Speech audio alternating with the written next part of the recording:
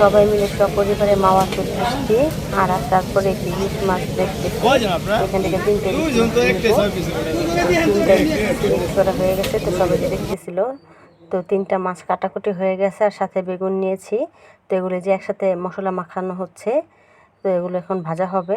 তো ঝাঁকিয়ে মশলা মিক্স করা হলো। এখানে হচ্ছে 6 পিস বেগুন মানে ভাজার জন্য, আর 3টা ইলিশ মাছ। তো এই যে এখন কড়াইতে দেওয়া হলো, মাছ আর বেগুন একসাথে ভাজা হচ্ছে।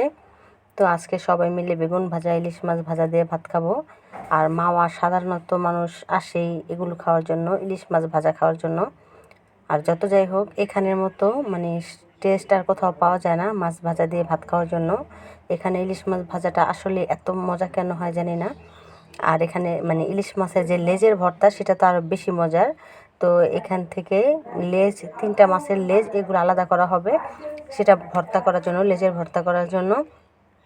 আর শুধু মাথা আর হচ্ছে মাঝখানের চাকগুলো, ওগুলো ভাজা, আর হচ্ছে বেগুন ভাজা, ওগুলো দিয়ে ভাত খাবো সবাই মিলে। তো ছোটো খালা খালু, বোন জামাই ভাগ্নি, আমি আমার হাজব্যান্ড সবাই মিলেই কিন্তু আসছি মাওয়া ভাত খাওয়ার জন্য। তো এদিকে বেগুন ভাজা প্রায় হয়েও গেছে, আর মাছগুলো ভাজা হয়ে গেছে। এই সামনের কড়াইগুলো আমাদের। তো আজকে